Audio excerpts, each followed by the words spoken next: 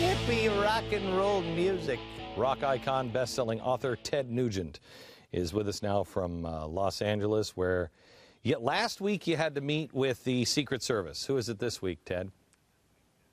Well, I'm out running the crucifiers right now, Glenn, but I want to wish a happy, joyous Independence Day to my blood brothers in Israel and a happy Independence Day to you and America every day. No, I'm out here rocking and rolling, taking care of business. I get up early every day and I go to work. I seek not to disrupt society. I seek to spread the truth, live the American dream of being the best that I can be. And just by doing the right thing, it upsets maniacs everywhere. I couldn't be more proud.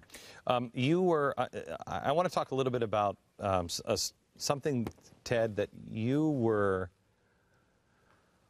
I don't think I would have had the control that you have had for the last, almost 2 years now. You went up to Alaska. You were hunting black bear. There is a law just in this little piece of Alaska. It doesn't make any sense whatsoever. It is basically, if you are fishing and you get a strike, but you lose the fish, it doesn't matter. That counts as one fish. You were hunting for your TV show. You were hunting with bow and arrow. What happened? Well, I do it every year. I've been hunting in Alaska since 1977, been hunting all my 63 years. I take my children and I take wounded warriors and I take terminally ill children on various hunts around the country. And because I am the top spokesman in the world, I'm not bragging, it just ended up in my lap because nobody else was doing it, to promote conservation and ethical, lawful hunting and Second Amendment rights. I have been really demonized and attacked with just vicious hate throughout my career and my life. And I take it as a badge of honor, because if you're not really upsetting idiots, you might be an idiot. So I conduct myself the way my parents raised me. I diligently examine all the laws, and I know all the laws, I thought. But there was an obscure, unprecedented new law in Alaska that said if your arrow or bullet comes in contact with the animal, even in a non-lethal hit, a non-injuring hit, that your tag is no good, which means you don't have a valid tag to use on the animal you eventually kill. Well, no one in camp, no one in town, no one in Craig, no one in Ketchikan, and just the other day in court, the judge who lives there, a hunting judge, lifetime resident of Canada in the region where the law exists, only where this law exists, the judge admitted on the court records he's never heard of this law. So was I blindsided and did I break the law? Yes, I had no intention. In fact, I showed it for 50 million people on Spirit of the Wild TV and Outdoor Channel, so clearly proving there was no intent. Right. If you were going to break the law, why would you put it on TV? I mean, that doesn't make any sense. Good question, Glenn. Yeah. Okay. Are you kidding me? Now let's get down to it, because it's so much more than this little guy in Alaska. They were threatening you with a felony and threatening you with prison time. Yeah, based on the illegally killing of a black bear on these federal islands. Again, this is the only area where this law has ever existed in the history of wildlife management. The feds came after me. The state of Alaska did not come after me, but the federal U.S. Attorney's Office did come after me, and they indicated that I could spend a year in prison and pay a $100,000 fine for potential felony Lacey Act violations, illegally taking an illegal killed animal across, I thought it was across state lines or international lines, but it also seems to be that if you bring that illegally caught fish or illegally taken animal from the federal property back to state property. Again, this is all convoluted. I had all the licenses, the tags. I registered my bait. I made sure that everything was legal. The boat was legal. My bow was legal. My kids were legal. Everybody in camp was legal. But there's this obscure, bizarre law that no one ever heard of, including the judge, including guides and outfitters and Alaska residents, that I mistakenly broke. So I admitted to my guilt, but they were pressuring me. Year in jail was the maximum, $100,000 fine, and a felony conviction, which means no guns for Ted Nugent, no hunting for Ted Nugent, no voting for Ted Nugent, and maybe an indicator to America that if you brush against our voice in the U.S. government, you better learn to shut up, because we can shut Ted Nugent up about his guns and his hunting, so you better just be nice and obedient. Okay, real quick, because I want to get to the pigs here in a minute, but I want to go to the California deer hunt. Can you tell that in a short? Because I think this is important. It just shows the constant pressure on you to shut up. It has been really constant, I got to tell you. Boy, it's heartbreaking. I go to California and hunt. I go everywhere. I meet with the game department, Glenn. I get all the licenses, all the tags, examine the region to be 100% legal. I killed a deer. We put it on Spirit of the Wild. Somebody claimed it was an illegal deer and that there was bait on the ground when I was hunting over acorns in an apple orchard. There was no bait. We used no bait. 36 federal and state agents pre-dawn guns drawn raid on my 3 friends who have never been arrested for anything in their life, the greatest families ever, kicking down doors, confiscating everything out of their homes, guns and bows and pictures and antlers and food out of the freezer.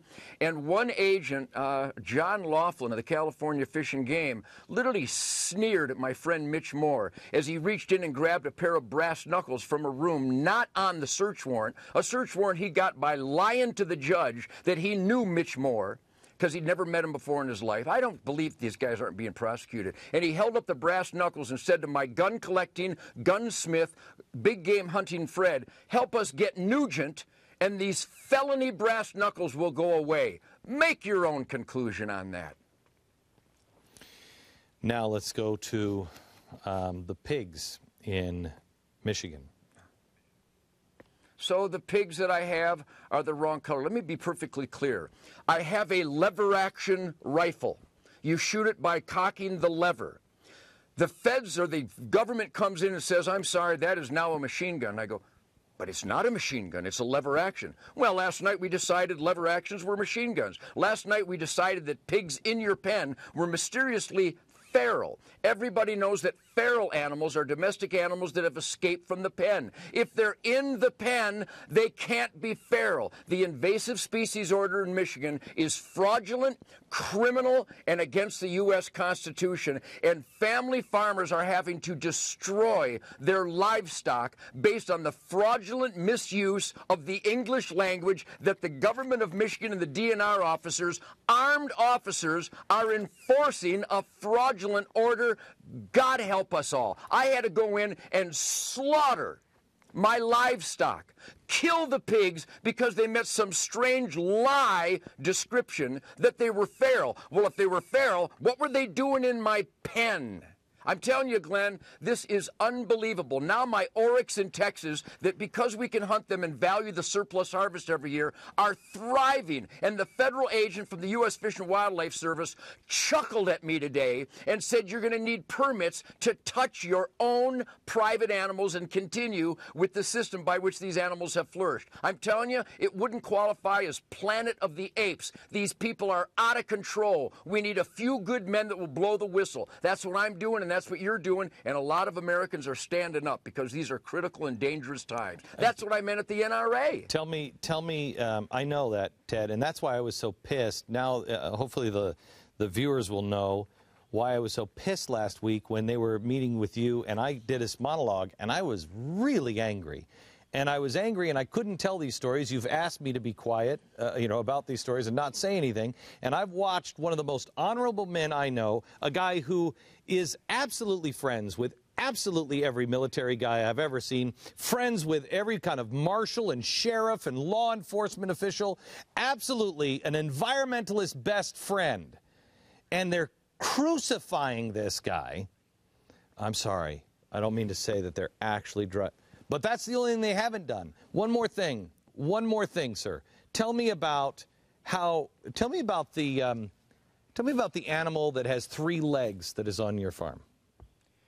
Well, I'm a steward of wildlife resources. My wildlife property thrives with biodiversity and thriving populations of wildlife and cool bugs and butterflies and vegetation.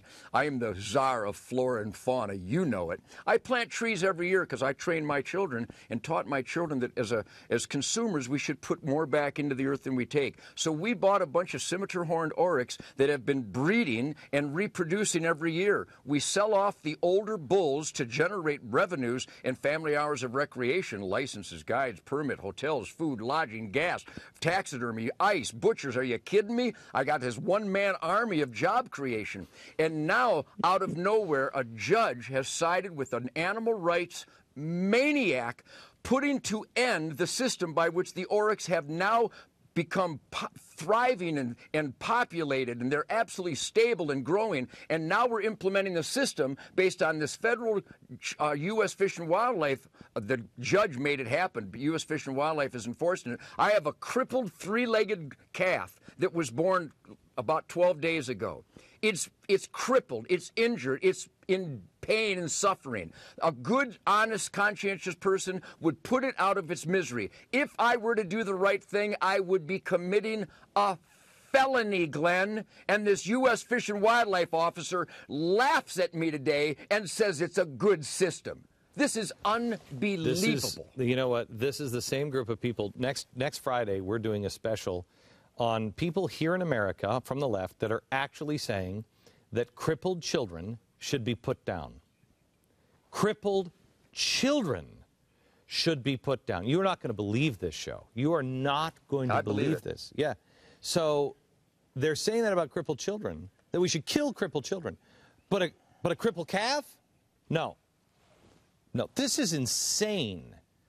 Ted, I said this to you. I think I've said this to you for the last year or so, and I mean it more and more every day. With firm reliance on the protection of divine providence, we mutually pledge to each other our lives, our fortunes, and our sacred honor. I will stand by your side all the way.